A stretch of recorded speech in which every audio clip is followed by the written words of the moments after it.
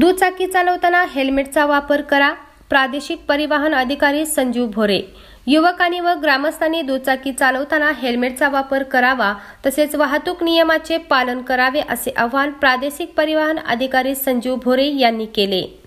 रस्ता सुरक्षा अभियान 2025 अंतर्गत प्रादेशिक परिवहन कार्यालय कोल्हापूर व नेहरू युवा केंद्र कोल्हापूर यांच्या संयुक्त विद्यमाने हळदी तालुका करवीर येथे रस्ते सुरक्षाविषयी जनमानसात प्रबोधन करण्यासाठी आयोजित कार्यक्रमात ते बोलत होते.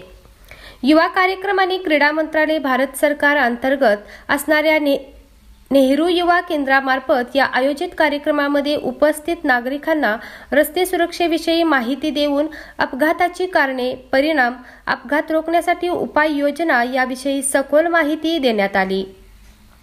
कार्यक्रमात सायबर कॉलेजचे विद्यार्थी तसेच गावातील ग्रामस्थ बहुसंख्येने उपस्थित होते. यावेळी राधानगरी कोल्हापूर मार्गावर पोस्टाद्वारे जनजागृती पदयात्रेचे आयोजन करण्यात आले होते. तसेच वाहतुकीचे नियम पालन करणाऱ्यांचा पुष्पगुच्छ, बक्षिसे, चॉकलेट देऊन सन्मान करण्यात आला असून यासाठी नागरिकांना उत्स्फूर्त प्रतिसाद लाभला.